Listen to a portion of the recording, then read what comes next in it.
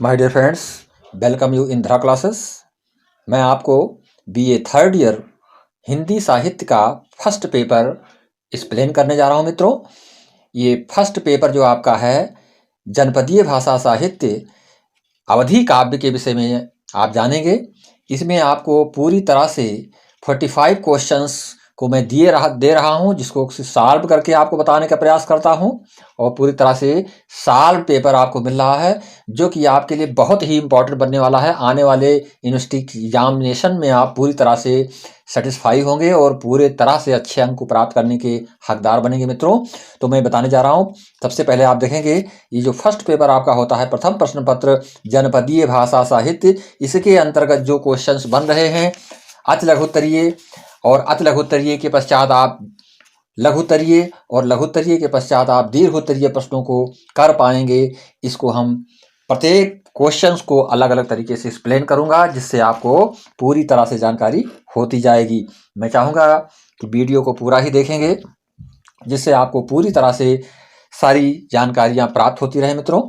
तो हम स्टार्ट कर रहे हैं। आप देखेंगे क्वेश्चन जो ये आपका जो खंड आ है, इसमें आपको अति लघुत्तरीय प्रश्न के उत्तर देने हैं।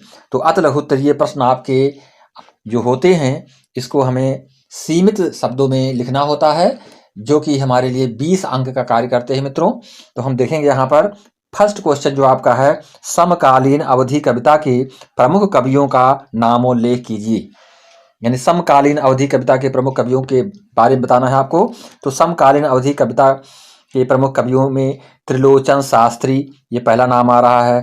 पारस भ्रमर, दयाशंकर दीक्षित देहाती, हरिभक्त सिंह पंवार, लवकुश दीक्षित, रामशरण सिंह, केदारनाथ मिश्र चंचल, रमाकांत श्रीवास्तव, चक्रपाणी पांडे, आद्या प्रसाद मिश्र, उन्मत्त ब्रजभूषण लाल श्रीवास्तव आदि नामों का उल्लेख मिलता है। तो ये हमें पूरी तरह से समझ लेना चाहिए कि इसके अंतर्गत समकालीन अवधि कविता के जो प्रमुख कवि हैं, ये ही प्रमुख कवि हैं। इनके बारे में हमको विशेष रूप से ध्यान रखना है मित्रों। अब हम देखेंगे दूसरा क्वेश्चन, अवधि भाषा की प्रमुख प्रवृत्तियां बताइए। ये जो अवधि भाषा है, इसकी प्रमुख प्रवृत्तियों के बारे में आपको बताना है। तो इसको देखेंगे, अवधि पूर्वी हिंदी की सबसे महत्वपूर्ण बोली है। यानी पूर्वी जो अवधि भाषा है, अवधि पूर्वी हिंदी की सबसे महत्वपूर्ण बोली है। इस बोली का नाम अवधि अवध शब्द के स्थानवाचक शब्द के आधार पर पड़ा है। इस बोली को कोसली भी कहा जाता है। यानी कोसली के नाम से भी इसको जाना जाता है। संतों ने इसे पूर्विया नाम से भी अभिहित किया है। तो ये हमें जानना है। ये आपके लिए मोस्ट इंपॉर्टेंट क्वेश्चंस बन रहा है। इसके पश्चात देखेंगे हम क्वेश्चन नंबर 3।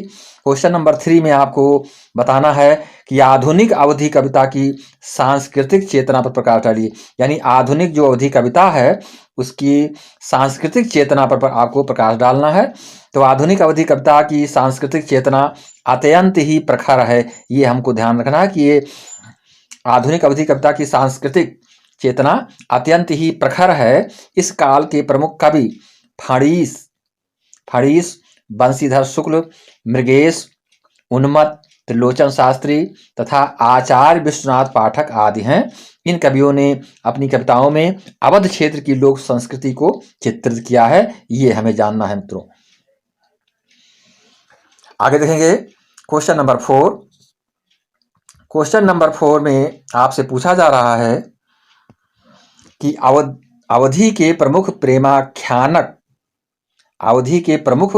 प्रेमाख्यानक काव्यधारा के कवियों का नामोल्लेख कीजिए। यानी प्रेमाख्यान का मतलब होता है जो प्रेम से संबंधित आख्यानों को लिखे हुए हैं।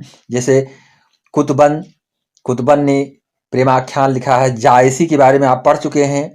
जायसी ने भी प्रेमाख्यान लिखा है मित्रों, जो भी उन्होंने नागमती वियोगवर्णन में यानी पद्मावत में लिखा है, वो एक जो है प्रेमाख्यान ही है।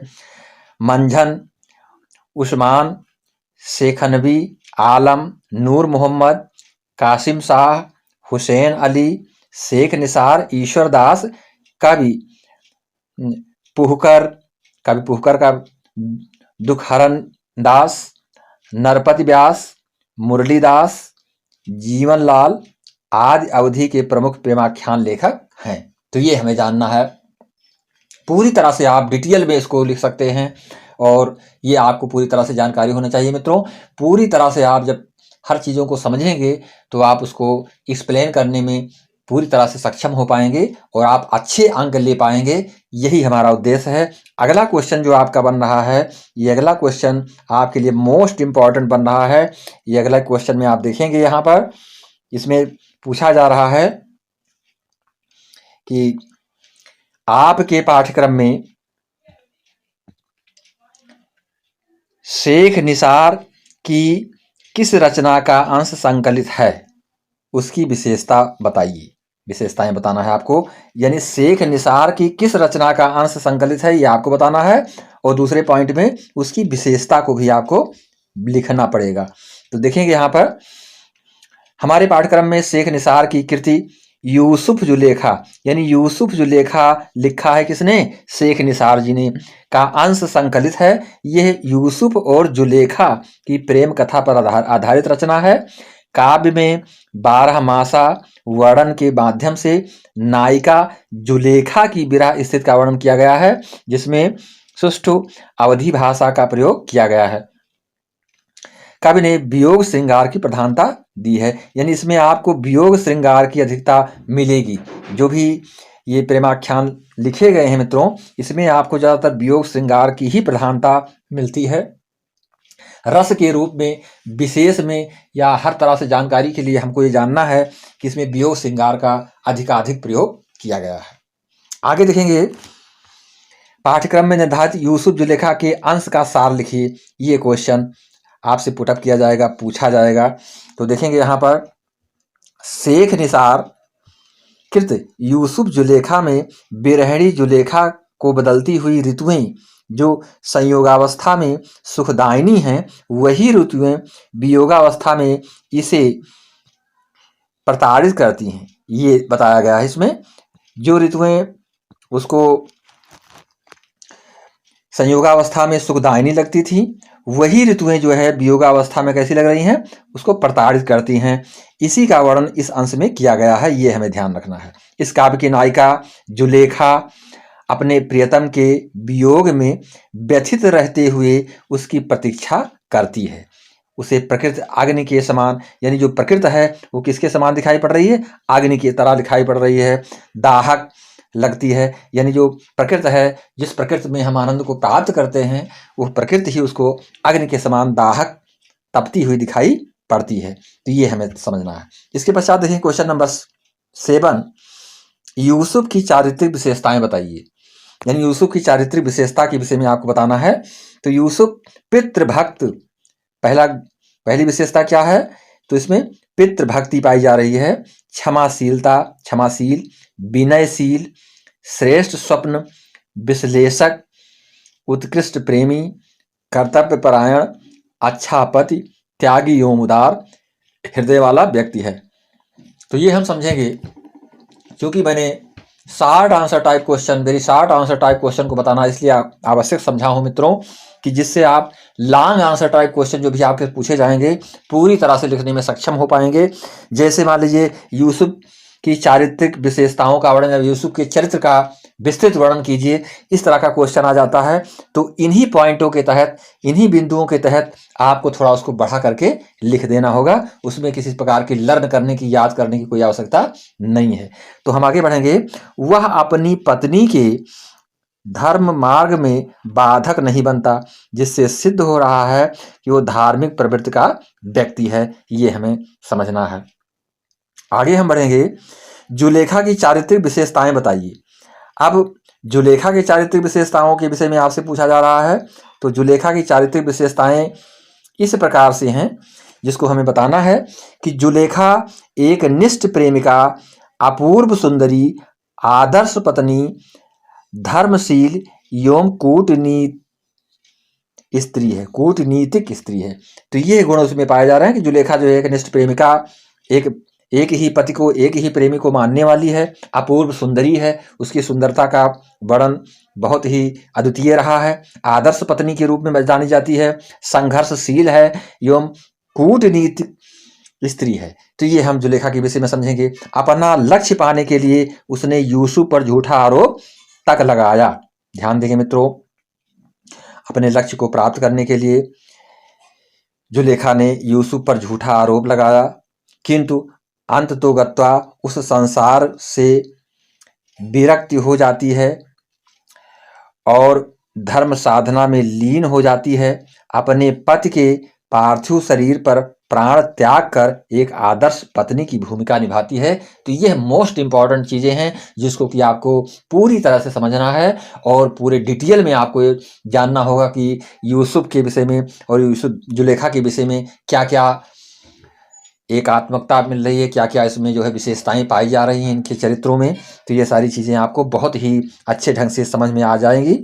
इसको आप पूरी तरह से समझेंगे और मैं चाहूँगा कि आप चैनल को लाइक सब्सक्राइब करेंगे तथा अपने फ्रेंड्स के बीच में शेयर अवश्य करेंगे, जिससे ये वीडियो हमारा हर मित्र के पास पहुँच पावे जो कि BA थर्ड ईयर के एग्जामिनेशन में अपीयर होने वाले हैं मित्रों।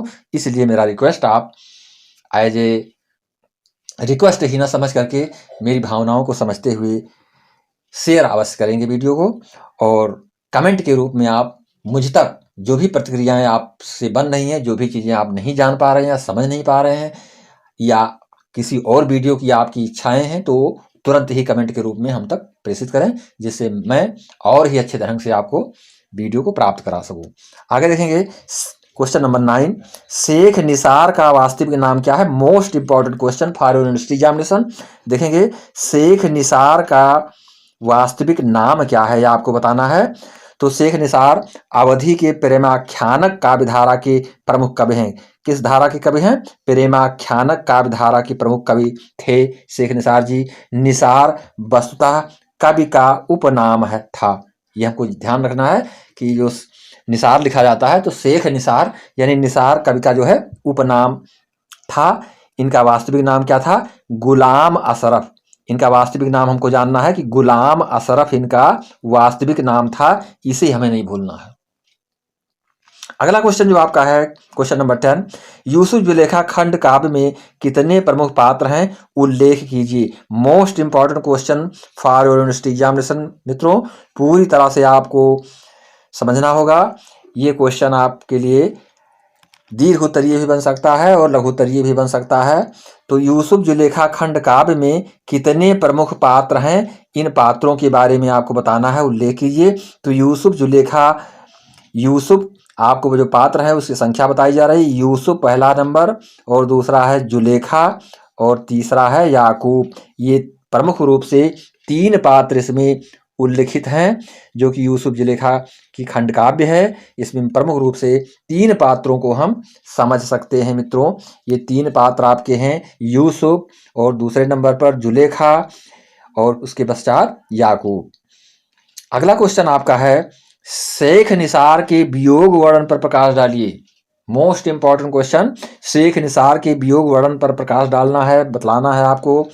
शेख निसार ने अपने ग्रंथ यूसुफ जुलेखा में कथा नायिका जुलेखा की वियोग दशा का मार्मिक चित्रण किया है, यह हमें जानना है। जुलेखा स्वप्न में यूसुफ को देखती है, देखते ही वो उसके प्रति आसक्त हो जाती है, यानी स्वप्न में देखने पर ही वो उस पर मोहित हो जाती है, आसक्त हो जाती है, प्रेमातुर हो जाती है। परंतु स्वप्न भंग के उपरांत उसे यूसुफ नहीं मिलता, यह हमें जानना है। यहीं से उसके जीवन में विरह जन्य स्थितियां उत्पन्न होना शुरू हो जाती हैं। वो विक्षिप्ता अवस्था में पहुंच जाती है। प्रकृति परिवेश की सुख कारक स्थितियां दुख का कारण बन जाती हैं।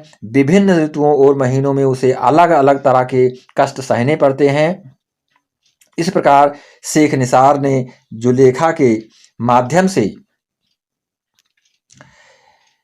माध्यम से मध्यकालीन एक स्त्री की दयनीय दशा का मार्मिक चित्रण किया है, ये हमें जानना है।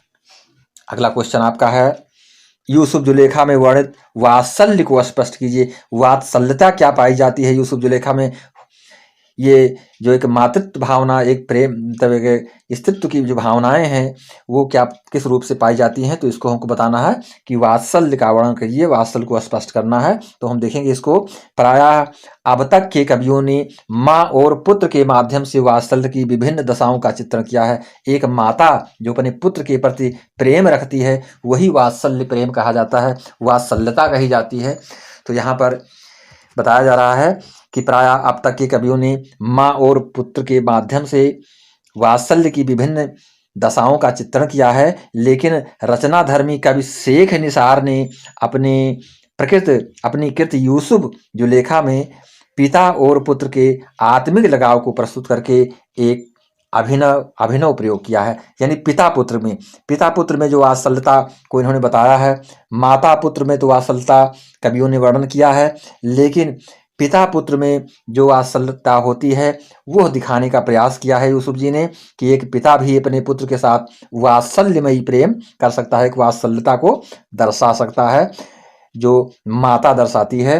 अगला क्वेश्चन देखेंगे। ये अगला क्वेश्चन आपका है, यूसुफ जुलेखा में वर्णित वात्सल्य को स्पष्ट कीजिए। Most important question for university examination. तो यहाँ पर देखेंगे कि प्रायः अब तक के कवियों ने माँ और पुत्र के माध्यम से वात्सल्य की विभिन्न दशाओं का चित्रण किया है, लेकिन रचनाधर्मी कवि शेख निसार ने अपनी कृत यूसुफ जुलेखा में पिता और पुत्र के आत्मिक लगाव को प्रस्तुत करके एक अभिनव प्रयोग किया है। कथानक यूसुफ का पिता याकूब, यानी यूसुफ के पिता का नाम क्या था? याकूब। ये हमें ध्यान रखना है। अपने पुत्र को अतिशय प्रेम करता है। वो जहाँ एक तरफ अपने पुत्र की उपस्थिति में उसे देख देख कर अपने चर्म चक्षुओं को परितृप्त करता रहता है, यानी कि बार बार अपने पुत्र को देखना चाहता है। अपनी चर्म चक्षुओं को, अपनी आंखों को तृप्त करने के लिए उसके दर्शनार्थ वो हमेशा ही उत्सुकता को लिए हुए होता है। वहीं उसकी अनुपस्थिति उसके चरम दुख का कारण बनती है। शेख निसार ने लिखा है मित्रों, बहुत ही मार्मिकता से भरी हुई लाइन, वात्सल्य से के प्रेम से डूबी हुई लाइन देखेंगे। सुन याकूब सुमूर्छित भयो, सुन याकूब सुमूर्छित भयो, मानहु प्राण काल ले गए। देखिए यह जो है बहुत ही मार्मिक रचना है, जिसको कि सुन याकूब सुमूर्छित भयो, याकूब ने जब सुना तो बहुत ही मूर्छित हो गए, बेहोशी की स्थिति हो गई। मानव प्राण काल ले गए, ऐसा लगा कि उनके प्राण को काल ने अपने बस में कर लिया है, काल ने उसका हरण कर लिया है। इस तरह से इस पंक्ति में दर्शाया गया है। आगे देखेंगे क्वेश्चन नंबर 13, फड़ीस का जन्म कब और कहाँ हुआ? ये क्वेश्चन आपका बहुत ही इम्पोर्टेंट क्वेश्चन है। फड़ीस का जन्म कब और कहाँ हुआ ये हमें जानना है। पूरी तरह से समझेंगे इसको कि फड़ीस का जन्म कब और कहाँ हुआ। तो देखेंगे इस क्वेश्चन को, क्योंकि क्वेश्चन आपके शॉर्ट आंसर टाइप क्वेश्चन ये जरूर हैं, परंतु ये लॉन्ग आंसर टाइप क्वेश्चंस और मतलब शॉर्ट आंसर टाइप क्वेश्चन के रूप में आपको लिखने के लिए बहुत ही महत्वपूर्ण साबित होंगे मित्रों। तो पूरी तरह से इसको समझते हुए आगे बढ़ना है। फड़ीस का जन्म कब और कहाँ हुआ था, ये क्वेश्चन आपका है। तो आधुनिक अवधि कविता के शिरोरत्न बलभद्र प्रसाद दीक्षित फड़ीस। अब इनका पूरा नाम हमको ये समझना है कि इनका पूरा नाम क्या था। बलभद्र प्रसाद दीक्षित, यानी बलभद्र प्रसाद दीक्षित को फड़ीस के नाम से जानते थे। का जन्म सीतापुर जिले के अंबरपुर गांव में सन 1898 में हुआ था। कब हुआ था? 1898 में। यह उत्तर प्रदेश राज्य में स्थित है, ये हमें इतना जानना है। आगे देखेंगे फड़ीस की मृत्यु कब और किस कारण से हुई, यह बताना है।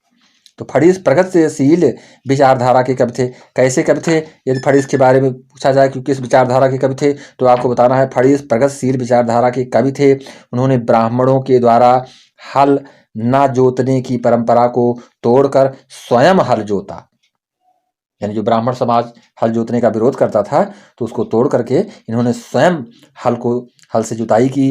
अनाभ्यास के कारण हल का फल जो था, जो फाल लगता था हल में, उनके पैर में लग गया। मित्रों जानेंगे कि हल जो बैलों से जोते जाने वाले हल होते थे उसमें फाल लगते थे, तो फाल कभी कभी बैलों को भी लग जाते थे।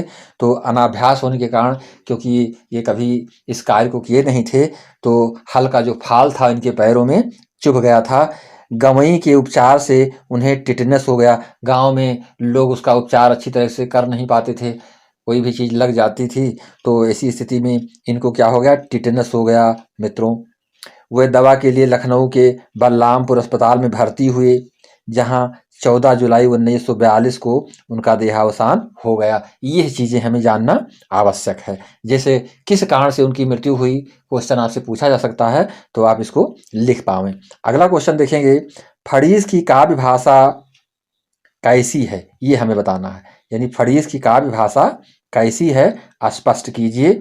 तो फड़ीस की काव्य भाषा के विषय में आपको बताना है कि फड़ीस की काव्य भाषा उतनी उत्कृष्ट कोटि की थी जितनी किसी महान कवि की हो सकती है, ये जानना है।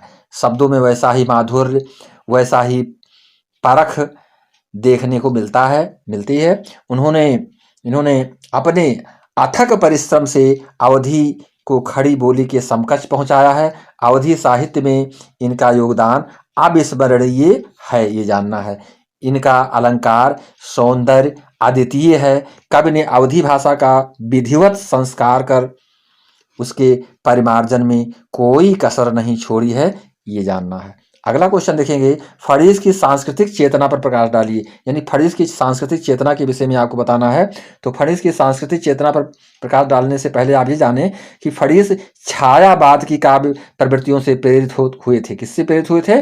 छायावाद की काव्य प्रवृत्तियों से वो प्रभावित होकर के प्रेरित प्रभावित और सजग सर्जक हैं। छायावादी सांस्कृतिक चेतना ने उन्हें गहराई से प्रभावित किया। भारतीय संस्कृति की प्रगतिशील चेतना उनमें भरी हुई थी। फलस्वरूप उन्होंने अपनी रचनाओं में अपनी संस्कृति के उदात्त पक्षों को मुखरित किया है, यानी उदात्त पक्ष को उन्होंने दर्शाया है। उदाहरणार्थ छीछा ल्यादर, यानी जो छीछा लेदर, यहाँ पर देखेंगे इसको इन्होंने लिखा है छीछा ल्यादर, कविता में पाश्चात्य संस्कृति की न्यूनता पर प्रहार किया गया है, ये हमें जानना है। इसके पश्चात देखेंगे अगला क्वेश्चन जो आपका है, अवधि के विकास, यानी अवधि के विकास के विषय में आपको बताना है कि अवधि के विकास में फड़ीस ने क्या योगदान किया। तो अवधि के विकास में चेतना के कवि फड़ीस ने अपने योगदान से अवधि साहित्य को समृद्ध किया। कवि ने अपनी निम्नलिखित कृतियों द्वारा अवधि के विकास में योगदान प्रदान दिया है, जैसे कि चकल्लस इन्होंने लिखा है, फिर घसियारिन दूसरी रचना इनकी है, सुनहुली शाम इन्होंने लिखा है, मनई इन्होंने लिखा है, लरिका बिटिया महतारी, प्राण लीला, बच्चों के बाप से अधिक, ये चीज़ें इन्होंने लिखी है। तो ये हमें जानना आवश्यक है। इसके पश्चात हम देखेंगे कृष्ण लीला।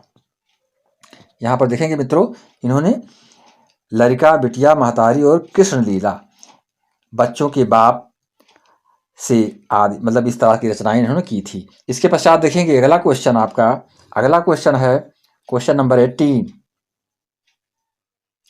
क्वेश्चन नंबर 18 देखेंगे, इसमें पूछा गया है चकल्लस में फड़ीस की कितनी रचनाएं संकलित हैं, इस काव्य संग्रह के विषय में निराला ने क्या टिप्पणी की है। तो चकल्लस जो इन्होंने लिखा है, चकल्लस में आवा बसंत, आवा ये लिखा, आवा बसंत, आवा फरियाद, रमैया राम के भले मानुस, लरिका अभिलाष, द्वासर दुनिया, सूख डार, डोंगिया महतारी, सोनहुली श्याम, बिटौनी, परछाई आदि रचनाएं संकलित हैं। इस पर यानी जो चकल्लस है इसके अंतर ये सारी रचनाएं आ रही हैं।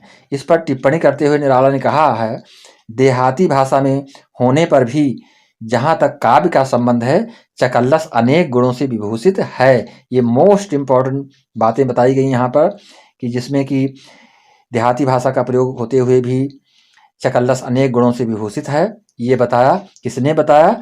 तो हम ये समझेंगे कि निराला जी ने इनके विषय में लिखा था। इसके चित्र सफल और सार्थक हैं। स्वाभाविकता पद पद पर मिलती है।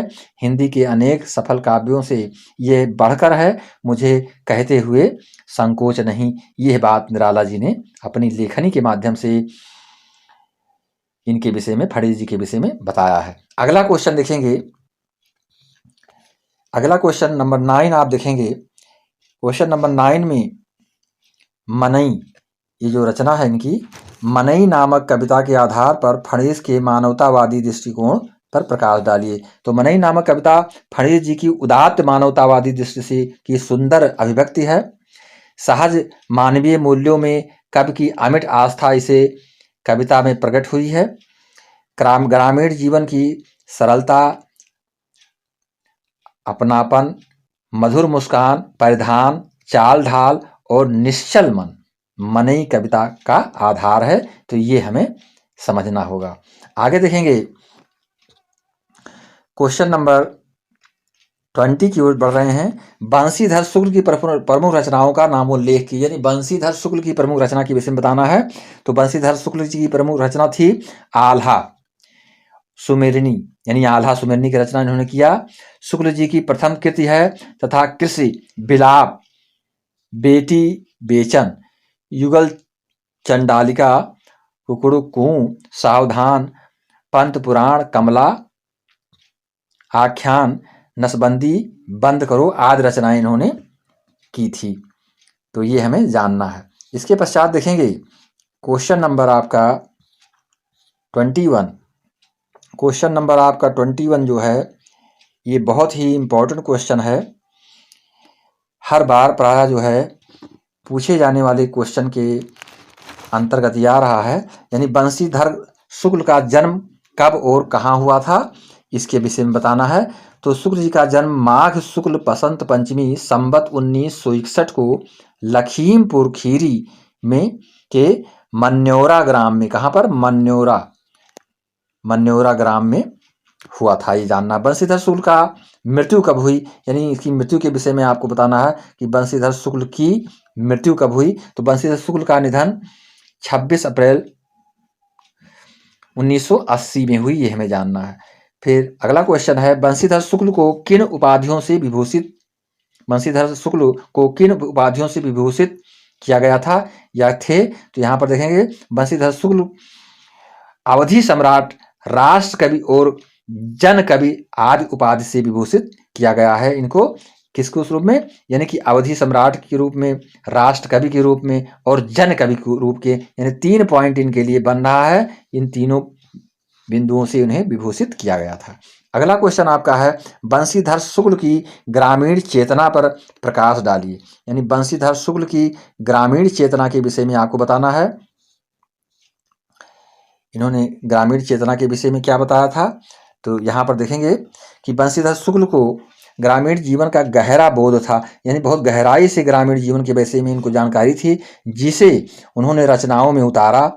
ग्रामीण जीवन के खान पान, रीत रिवाज, पहनावे, प्रकृति परिवेश, अभाव, भूखमरी, बेकारी, रोजगारी, विवश जीवन, अंधविश्वास को बड़ी कुशलता पूर्वक शुक्ल जी ने निरूपित किया है। उनकी ग्रामीण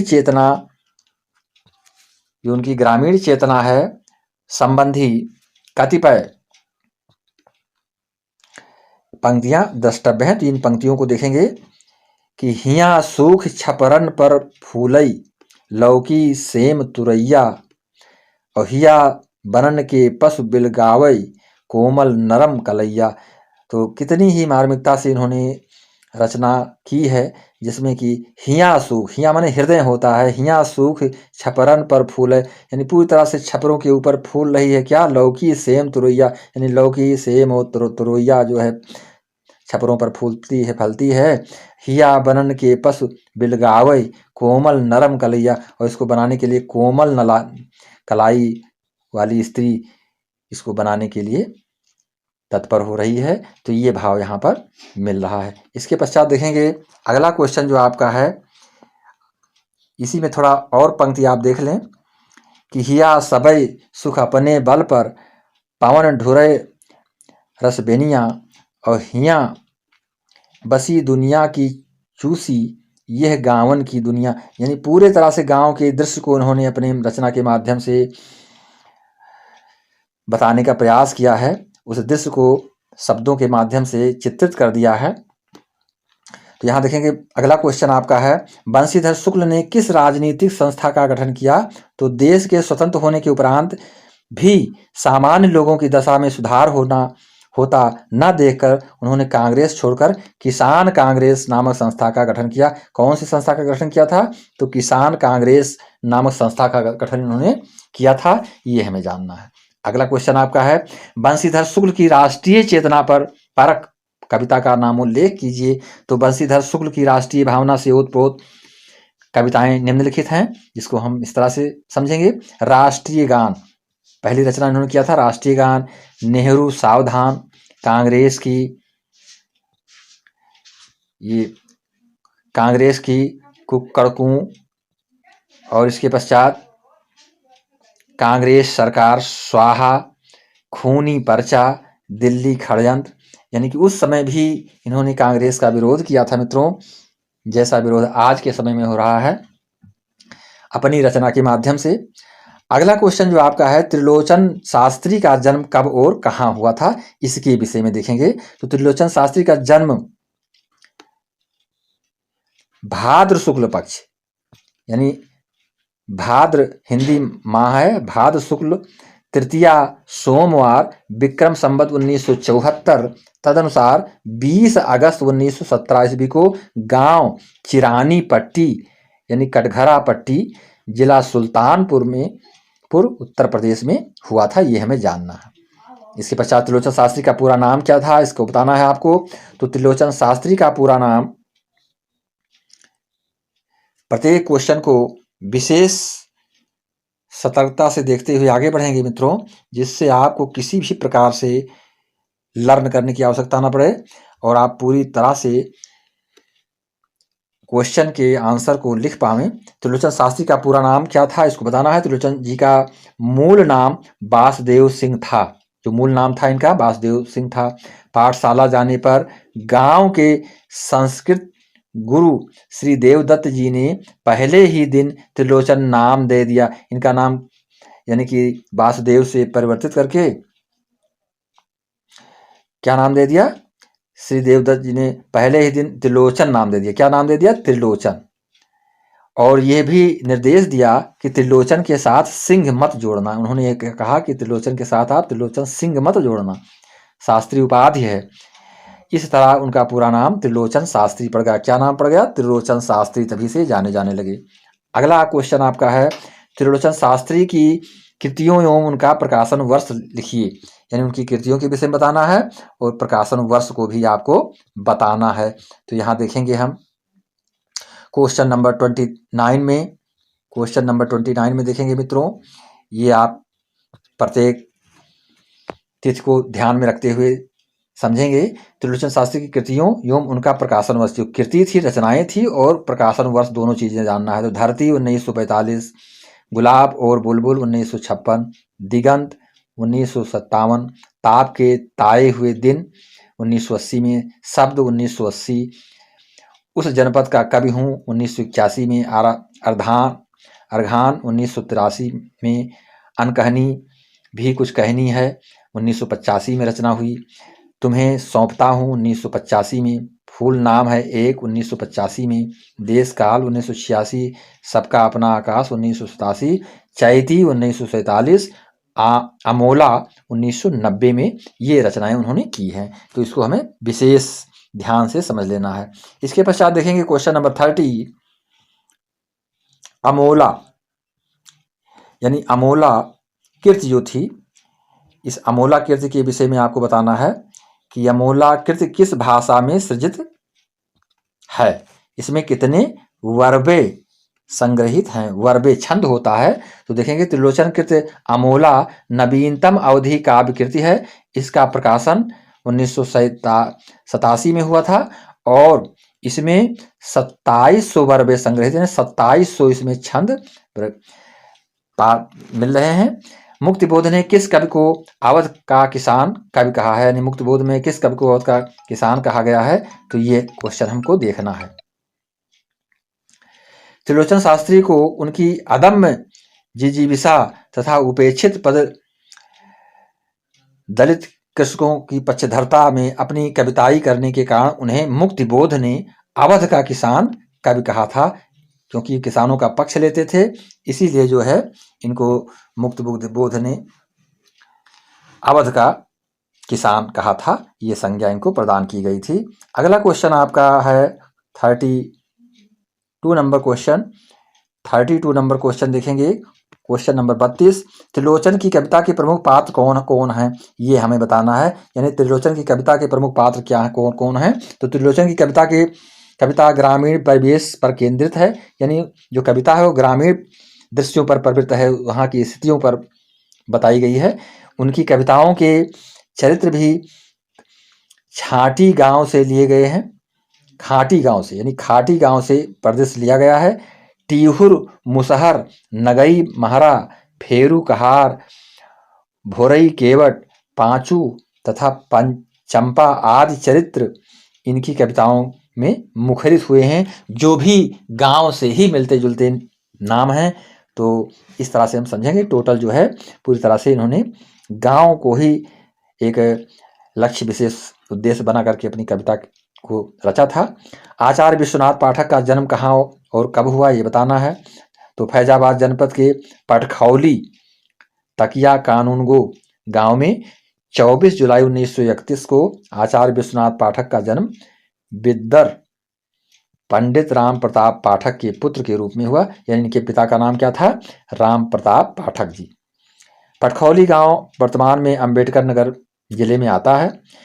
यह गोसाईगंज कस्बे से 9 किलोमीटर दक्षिण बाला पैकौली मार्ग पर अवस्थित है, ये हमें जानना है। इसके पश्चात देखेंगे अगला क्वेश्चन जो आपका है, क्वेश्चन नंबर 34।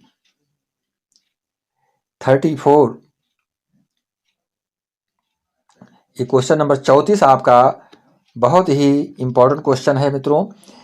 पाठक जी की प्रथम काव्य कृति का नाम तथा उसकी उन प्रवृत्तियों पर प्रकाश डालना है। ये लॉन्ग आंसर टाइप क्वेश्चन में भी इस तरह से क्वेश्चन पूछा जा सकता है। तो पाठक जी जब कक्षा 8 या 9 के विद्यार्थी थे तभी उन्होंने अपनी प्रथम काव्य कृति संयुक्त खंड काव्य का सृजन किया। यह बड़ी ही मनोहारिणी रचना है, जिसमें तत्सम शब्दों का बहुलता है, तत्सम शब्दों का प्रयोग इसमें ज़्यादा किया गया है तथा अनुप्रासंगिकता का समावेश पूरी रचना में मिलता है। पाठक जी द्वारा प्रणीत रणचंडी शीर्षक खंड काव्य की विषय वस्तु क्या है, most important question for your examination मित्रों। तो पाठक द्वारा विरचित रणचंडी शीर्षक खंड काव्य दुर्गा सप्तशती की कथा वस्तु पर आधारित है। उक्त रचना में माँ दुर्गा के रौद्र रूप को तथ्य का आधार बनाया गया है, तथ्य का मुख्य रूप से जो उसका आधार बना दिया गया है रौद्र रूप दुर्गा जी का। अगला क्वेश्चन आपका है सर्वमंगला के, यानी जो सर्वमंगला रचना है, सर्वमंगला के विषय में। तो सर्वमंगला के सुराज का स्वरूप, यानी सुराज का स्वरूप संज्ञक सर्ग का सारांश लिखिए, ये बताना है आपको। तो सुराज का स्वरूप संज्ञक सर्ग में पाठक जी ने स्पष्ट किया है कि सर्वमंगल विधायिनी देवी के दर्शन और प्रेरणा के फलस्वरूप राजा सुरथ केवल अपने राष्ट्र राज्य के हित चिंता तक सीमित न रहकर दुनिया के सभी राष्ट्रों राज्यों की सीमा संकोच को भुलाकर समस्त विश्व के सभी प्राणियों के मंगल विधान में जुट जाते हैं। तो ये चीजें हमको जानना है मित्रों, ये पूरी तरह से आपको समझ लेना है। सर्वमंगला का प्रतिपाद्य विषय क्या है, स्पष्ट कीजिए।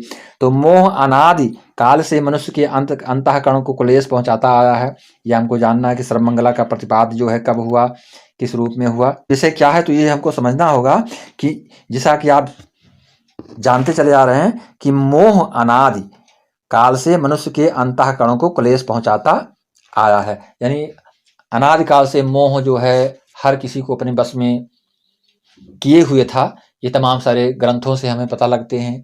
भाई राजा दशरथ को भी पुत्र मोह था और पुत्र वियोग में, पुत्र मोह से ही उनके प्राण पखेरु निकल गए थे। इसी तरह से जो है अनादिकाल से ऐसा देखा जा रहा है कि मोह जो होता है वो प्रबल होता है। वो क्यों उत्पन्न होता है, ये मोह उत्पन्न क्यों होता है?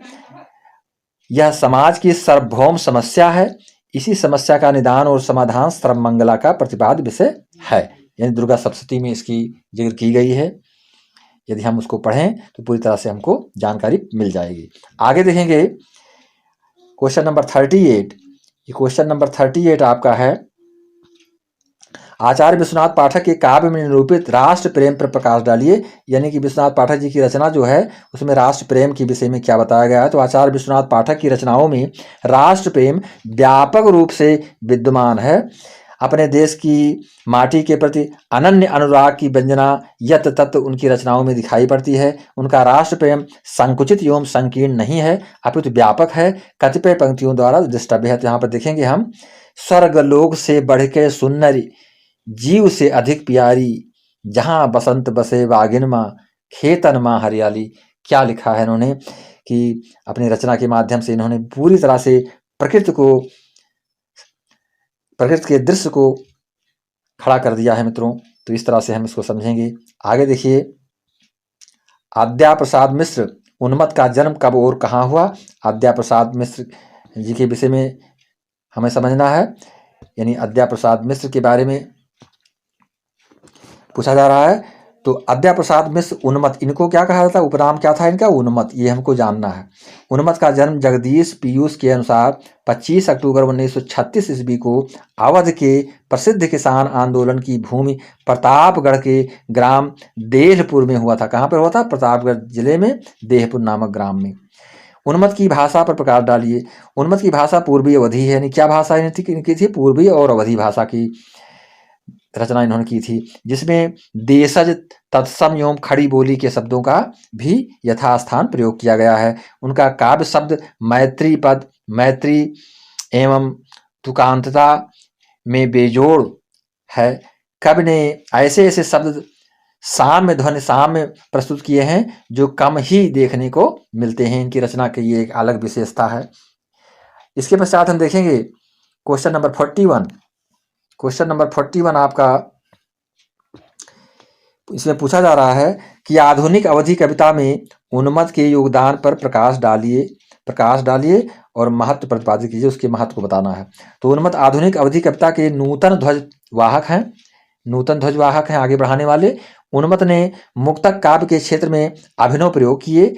अवधि में नवगीतों का प्रणयन करके उन्होंने इस बोली के नवीन स्वरूप को उद्घाटित किया। अवधि में गजल, सूत्रपात भी इन्होंने किया। इस प्रकार उन्हें अवधि का दुष्यंत कुमार कहा जा सकता है। दुष्यंत कुमार के नाम से इनको कहा जा सकता है अवधि में, ये हम समझेंगे। उन्मत्त के समकालीन बोध पर प्रकाश डालिए। यानी इनके जो समकालीन बोध थे इन पर प्रकाश डालना है, आपको बताना है। तो ये क्वेश्चन भी आपके लिए बहुत ही इंपॉर्टेंट है। तो इसमें देखेंगे यहाँ पर उन्मत्त के समकालीन बोध पर प्रकाश डालना, अपने समय की विसंगतियों एवं